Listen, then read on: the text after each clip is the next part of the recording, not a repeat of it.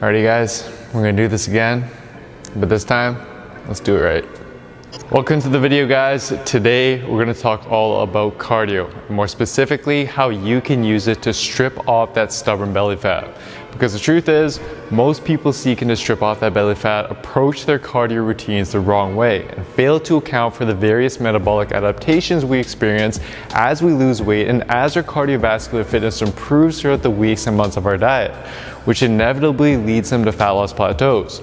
And this is problematic since the belly fat is typically one of the last regions that your body is going to start prioritizing stripping off fat from, as it instead is going to prioritize fat loss from other less stubborn areas first.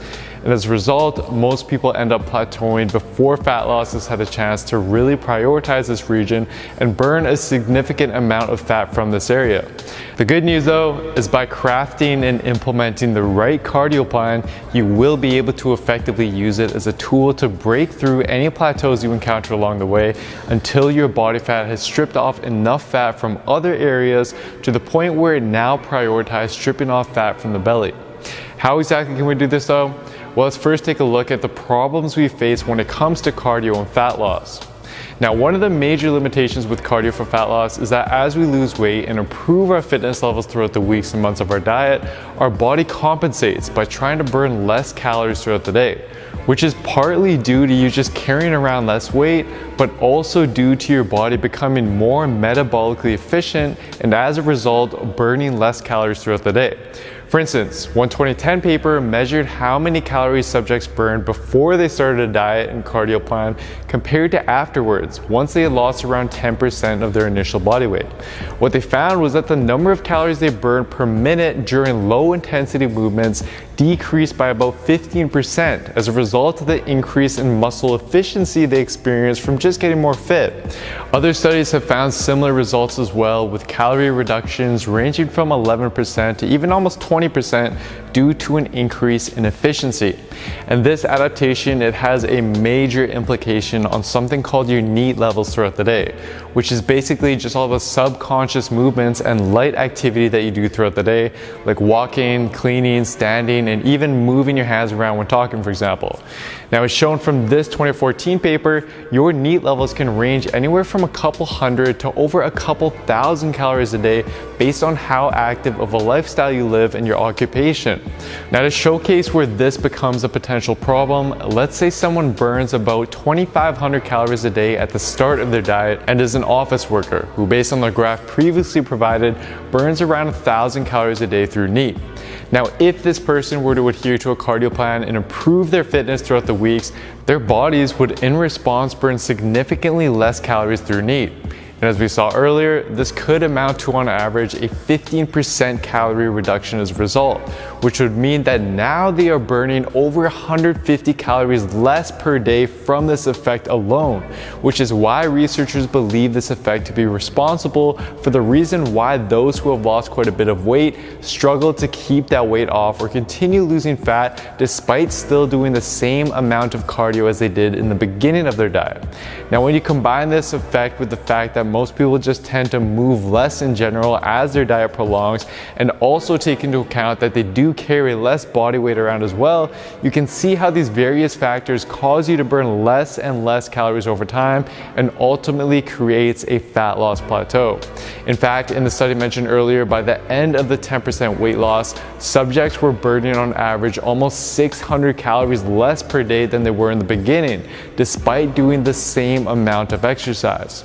Now, although these subjects were fed a very low calorie diet during the study, which probably didn't help with their energy levels, it still provides insight as to why the exact same cardio plan you started out your diet with, which may have worked for a little while in terms of fat loss, may no longer be sufficient to continue stimulating fat loss as you continue to progress.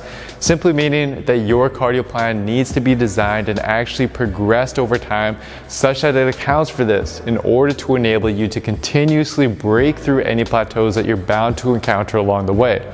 But at the same time, you don't want to do too much too soon, as that could be problematic as well. So, how exactly do we go about doing that? Well, we can do so with a 4-step cardio plan that I personally used and implemented myself and with several others that when combined with a calorie deficit from your diet accounts for all the problems that we previously discussed. And I'll honestly say that this plan was the easiest plan that I've done thus far, and it enabled me in a span of 12 weeks or so to get down to not quite single-digit body fat, but pretty much as low as I'd personally want to go nonetheless. So, the first thing we need to do here is establish a baseline level of cardio for you to start out with.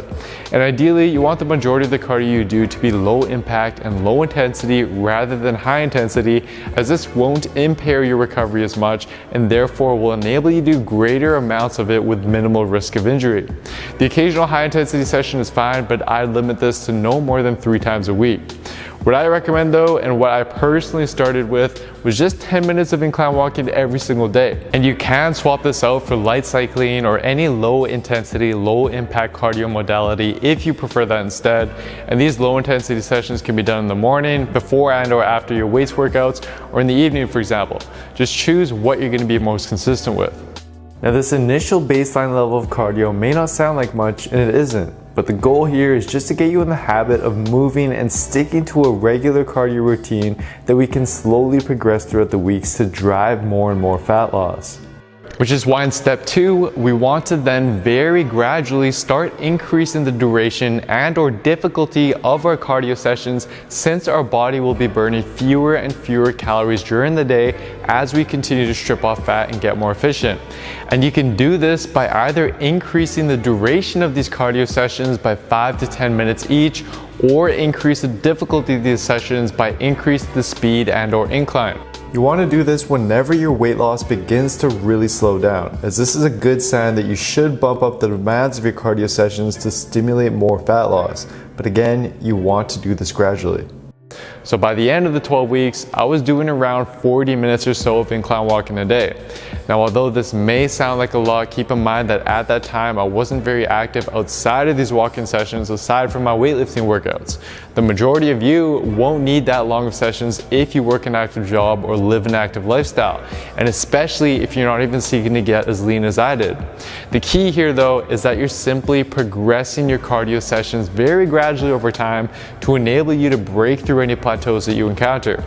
And for these sessions, I would personally bring my laptop to work on, or I listen to podcasts and audiobooks. So be creative and try to keep yourself busy during these sessions, as it makes them a lot more easier to do and stay consistent with and actually enjoy doing. Now, as you apply the above 3 steps, you need to ensure that you're not then compensating outside of these cardio sessions. Because as you diet down and get leaner and leaner, your hunger will likely increase and your body will also tend to get lazier outside of your workouts. In fact, research has brought light to a phenomenon called the constrained model of energy expenditure, where they found that in average populations, as cardio levels increase, there comes a point where even though you're burning more calories through your cardio sessions, the body fights back by compensating and not only becoming less active outside of that cardio session, but also reducing the energy costs of some of our other aspects of energy expenditure, which again is where a lot of people get stuck despite increasing the amount of cardio they're doing. So to avoid this, you need to control and monitor 3 variables. First, you need to monitor and keep your step count consistent so that you're more or less able to regulate your activity outside of your workouts and prevent that from declining. Second, you need to be adhering to a regular weightlifting routine. Not only is this going to help ensure that you're maintaining or even building muscle as you lose fat, which is going to help you look better and slightly bump up your metabolism, but research has actually shown that it provides the opposite effect as cardio does on NEAT, where resistance training actually seems to partially reverse the increase in muscle efficiency we experience as we get more fit and lose weight. And as a result, it helps us burn more calories through NEAT, which is why using a weights routine in conjunction with cardio is so effective for fat loss. And lastly, you need to monitor and control your calorie intake and ensure that you're still adhering to a calorie deficit.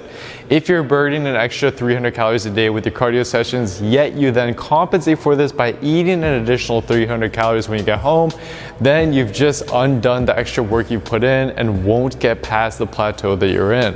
Now, the last step here has to do with maintaining your new physique. Because if you immediately cut out the cardio you do once you reach your goal, you're inevitably going to very quickly gain some body fat back. But at the same time, if you're doing an unsustainable amount of cardio that you know you just can't adhere to long term, then that's no good as well. So what I'd recommend is one of two options. Option one is for you to find a consistent cardio routine that you can adhere to and stick to that'll enable you to maintain your new body weight and your new physique with ease. For example, a 30-minute incline walk or cycling session in the morning, or whatever you're going to be consistent with long term. And option two is for you to actually start tapering down the amount of cardio that you do until your body weight stabilizes. In effect, what this does for many people is even though you're burning less calories within your cardio sessions, your body actually then burns more calories outside of your cardio sessions through NEAT, as it doesn't feel as fatigued or try to compensate by moving less outside of your cardio sessions. Ultimately though, it really does just depend on the individual and your lifestyle. But monitor your body weight closely to see how you can make the right adjustments to find a cardio plan or even a hobby that you can sustain long term while keeping your new physique intact. At the end of the day, it's all about burning sufficient calories and finding what enables you to do so with the most enjoyment and consistency. And on that note, ideally this should be combined with something that's called a reverse diet, where you're also at the same time very gradually increasing your calories to continue boosting the energy you expend through NEAT and your overall metabolism. But that's something I'm going to cover more in depth in another video. That's pretty much all there is to it. Start at a low baseline, slowly increase this over time as needed, and then make the right adjustments to maintain your results while keeping all other variables consistent. There really isn't a magic number of how much cardio you should be doing, as it will vary for everyone, but the key really is to control your variables and progress your plan over time to enable you to continue stripping off fat until the fat loss finally reaches your belly. But guys, just also keep in mind that you need to be pairing your cardio routine with a regular weightlifting routine and a solid nutrition plan, as these will both help speed up the process and ensure that you don't just end up skinny fat by the end of your fat loss journey. And for step-by-step plan that shows you exactly how to do this by optimizing your workouts, nutrition, and cardio plan for you, such that you can lean down as efficiently as possible with science, just like several of our Built with Science members have done with their programs, then simply head on over to builtwithscience.com and take the analysis quiz to discover which program is best for you and where your body is currently at. Anyways, thank you so much for watching, guys. I really hope you enjoyed this one. Please don't forget to show your support by giving the video a like, leaving a comment down below as to what you'd like to see me cover next, subscribing to the channel, and turning on notifications for the channel as well. Thanks so much, guys. Hope you enjoyed it, and I'll see you next time. We're good? We're done? Yep. Oh, thank God. I can't keep my arms like that any longer. It's killing me.